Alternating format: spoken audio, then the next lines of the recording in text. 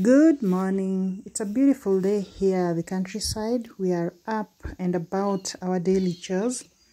Normally we start our mornings by cleaning the yard, cleaning the house, just making sure we are living in a very clean environment. And once we're done, we settle down for breakfast. So today we woke up to a huge surprise. 2 of our cows have been pregnant, and one of them calved last night. It was quite a peaceful night. There were no commotions, so we were really shocked to wake up and find this little beautiful thing jumping up and about in the pen. It's a male and it looks quite strong. It doesn't look like it just stepped out of the womb.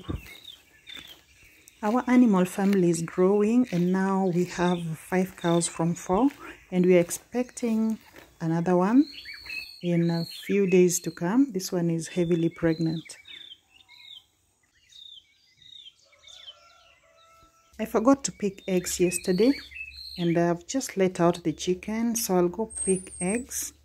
Then I can make their feed for today.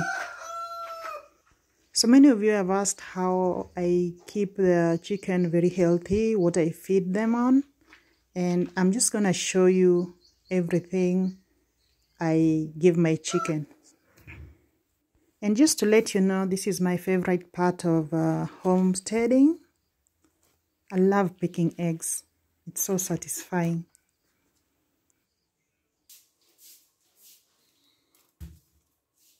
I feed my chicken mostly on kitchen scraps, everything that is left from our daily food. So this has really cut down on my cost of keeping the chickens. And I also give them the vegetables from my garden. So I just mix everything up and break them into edible pieces, then give it to them. Once they are done, they go scavenging for worms and everything else in the fields, and that's how I keep them this healthy. I get the dry baby shrimp from my local market, and it's very cheap. I live in Homa Bay County, which is not far from the lakeside, so this is sort of a byproduct of fishing, so it's very cheap in my area. You realize I have all sorts of nutrients in my chicken feed. There is protein, there's vitamins, and there's carbohydrates. So they get all this in one meal, which I think is awesome. I think that's the reason they look pretty healthy.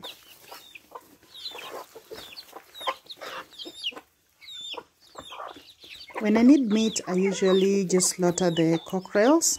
I like to keep the hens because they lay eggs, and most of them sleep on their eggs and hatch. So for the cocks, when there are so many of them, they fight for the females. So I like to get rid of them and leave just 1 or 2. Let me share with you my favorite egg recipe. I like to eat this almost every day. I know I'm eating too many eggs, which is not good, but I love them. So I have eggs, then I'll add salt and pepper. Then I'll put in the red and the green onions and just mix it all up and fry.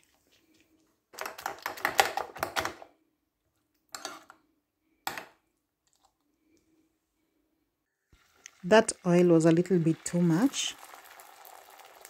In case you want to try this recipe, just put a little oil just to grease the pan.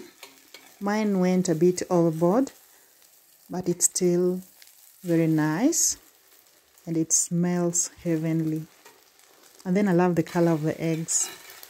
Usually the eggs we used to buy in Nairobi were kind of whitish, the yolk that is. But here the yolk is so yellow, it's so inviting.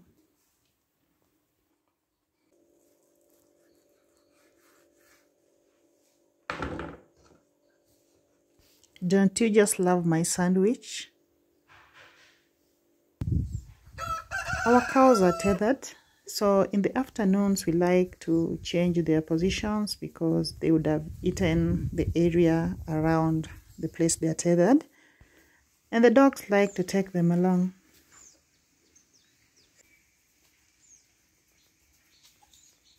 To the east, the sky is pregnant. It's just about to rain, and this is always my best time of gardening.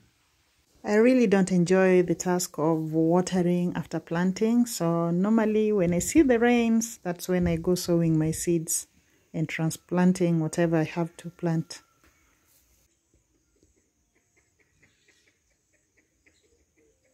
So I'm pulling out the trellis from the previous season. I think they were for the cucumbers. I normally change plants. I don't plant the same thing from season to season. I keep changing them. So this patch I'm planting on was previously for cucumbers, and today I want to put cherry tomatoes here. Crop rotation helps with pest and disease control. We have different plant diseases which can be transferred from one vegetable to another. Then we also have pests that eat different plants. So when you rotate, you kind of leave the old pest there. Maybe it doesn't affect the new plant. So that's why I do the rotation. The cherry tomatoes I planted in the last season didn't do so well. So there are those that I'd put directly in the garden, and then I'd put some in a container. So the ones in the container did so well. I harvested from the containers, but for some reason the ones on the garden didn't do well. I don't know why. They kind of withered and died out. So I'm trying again this season. Maybe the soil was acidic or something. I'm just gonna keep trying until I get it right. I'm also sowing new seeds of cucumber, okra, and cowpeas. I also harvested all the pumpkins, so I'm putting new seeds of pumpkin. And whatever I'm planting today will be ready by Christmas. Usually they take about 2-3 months for most vegetables. Someone here said I'm so lucky that whenever I do the planting it rains. Actually, I do the timing. When it's about to fall, that's when I go gardening to escape that watering process.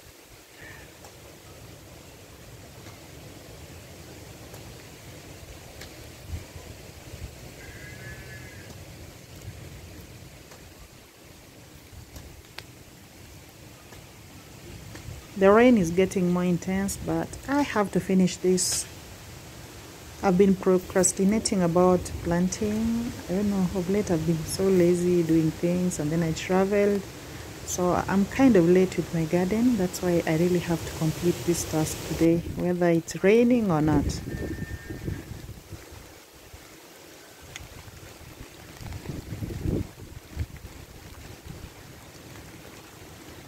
I love to watch the rain fall on my vegetables. It's always a fulfilling moment for me.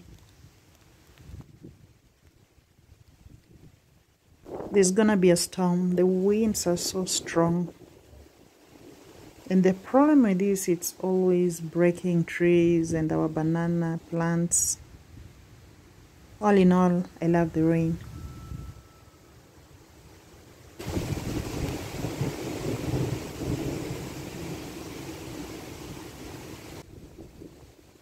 Thank you for clicking. It's been amazing, guys. I've really enjoyed the support lately.